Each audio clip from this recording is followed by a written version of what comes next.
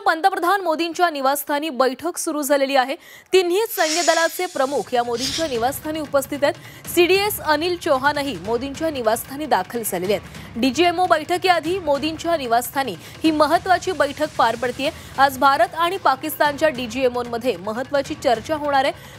नेमकी रणनीती पुढची काय असणार आहे, दिशा काय असणार आहे या संदर्भात चर्चा केली जाणार आहे। मात्र त्याआधीच बैठकीआधी मोदींच्या निवासस्थानी ही बैठक सुरू झालेली आहे। तिन्ही सैन्य दलाचे प्रमुख या बैठकीला उपस्थित आहेत आणि या संदर्भात आपण अधिकची माहिती घेणार आहोत। आमचे प्रतिनिधी उर्वशी खोना आपल्या सोबत आहेत। उर्वशी, मुख्य पंतप्रधानांच्या निवासस्थानी ही बैठक सुरू झालेली आहे। आज डीजीएमओची बैठक होणार आहे, मात्र त्याआधीच या महत्त्वाच्या बैठकीला सुरुवात झालेली आहे। काय अधिकचे तपशील आहे?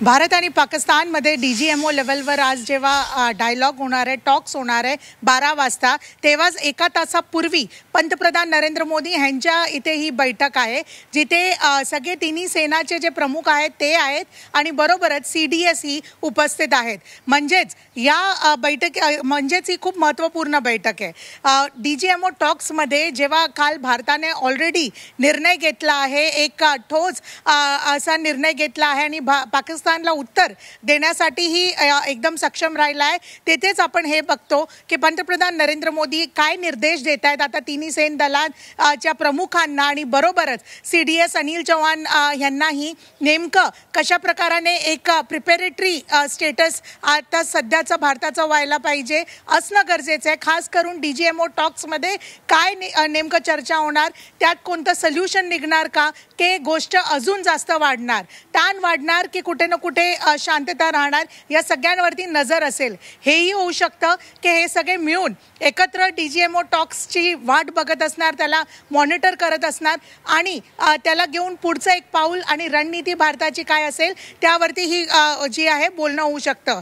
प्राची, आपण बघितलं तर डीजीएमओ टॉक्स खूप महत्त्वाचे आहेत। यात दोन गोष्टी होऊ शकतात। एक म्हणजे पाकिस्तानने समजून घ्यावं की कशा प्रकाराने आपल्या हद्दीत राहावं आणि शस्त्रसंधी कंटिन्यू ठेवावी, किंवा कुठे ना कुठे पाकिस्तानने जसं संपूर्ण तपशील तुमच्याकडनं घ्यायचा आहे। मात्र त्याआधी आपण ही महत्त्वाची जी बातमी आहे ती प्रेक्षकांना पुन्हा एकदा सांगूयात। भारत आणि पाकिस्तानचे डीजीएमओ आज एकमेकांशी चर्चा करणार आहेत आणि त्यासोबतच दुपारी 12 वाजता ही महत्त्वाची बैठक पार पडेल। दोन्ही देशांच्या अधिकाऱ्यांची ही चर्चा होणार आहे। पाकिस्तानसोबत सिंधू करार आणि व्यापार स्थगितच राहणार आहे। या चर्चेमध्ये पाकिस्तानची दहशतवादाशिवाय इतर कोणत्याही विषयावर चर्चा होणार नाहीये आणि आपण पुन्हा एकदा आमच्या प्रतिनिधी उर्वशी खोना यांच्याकडे जाणार आहोत। उर्वशी, तुम्ही सांगत होतात की आज जी डीजीएमओची बैठक होणार आहे त्या बैठकीमध्ये नेमकं काय ठरवलं जाऊ शकतंय, पाकिस्ताननी कशा प्रकारे आपल्या हद्दीतच राहावं हा इशारा एक वेळ आज दिला जाणार आहे। काय अधिकचे तपशील द्या?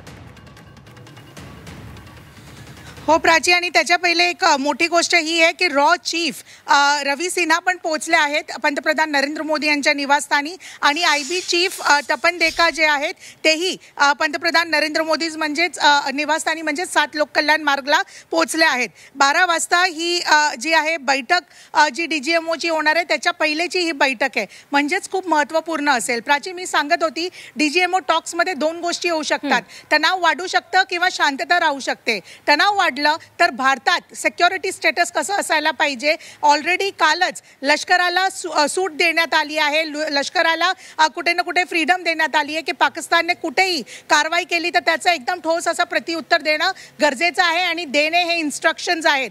तर तसंच आताचं सिक्युरिटी स्टेटस काय असेल यावरती ही चर्चा ह्या पूर्ण मीटिंगमध्ये आणि बैठकीत होऊ शकतं। हे सगळे मिळून पण डीजीएमओ टॉक्सला मॉनिटर करू शकतात, हेही आपल्याला समजून येत आहे। तर सगळं लक्ष आहे आता डीजीएमओ टॉक्सवरती आणि त्याच्या पहिले या बैठकीवरती नेमका आता शेवटच्या क्षणी पंतप्रधान नरेंद्र मोदी काय निर्देश देत आहेत, कारण की पंतप्रधान नरेंद्र मोदी यांनी काल एकदम क्लिअरली सांगितलेलं भारत आणि पाकिस्तानला एक जे आहे एक नवीन सामान्य निर्माण झालं आहे, ते सामान्य पूर्ण जगाने एक्सेप्ट करणं गरजेचं आहे आणि पाकिस्ताननेही एक्सेप्ट करणं गरजेचं आहे।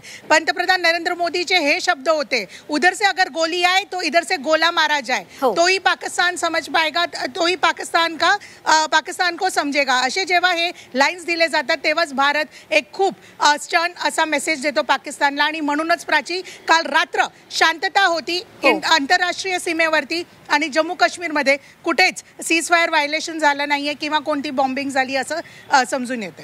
उर्वशी, आणखी एक महत्त्वाची बातमी समोर आलेली आहे, ती म्हणजे तिन्ही सैन्य दलाच्या प्रमुखांची आज एक पत्रकार परिषद देखील पार पडणार आहे। डीजीएमओ बैठकीनंतर ही पत्रकार परिषद पार पडणार, त्यामुळे या पत्रकार परिषदेकडे देखील सर्वांचंच लक्ष लागलेलं आहे। सीमेवरील स्थितीबाबत या पत्रकार परिषदेमध्ये महत्त्वाची माहिती दिली जाणार आहे।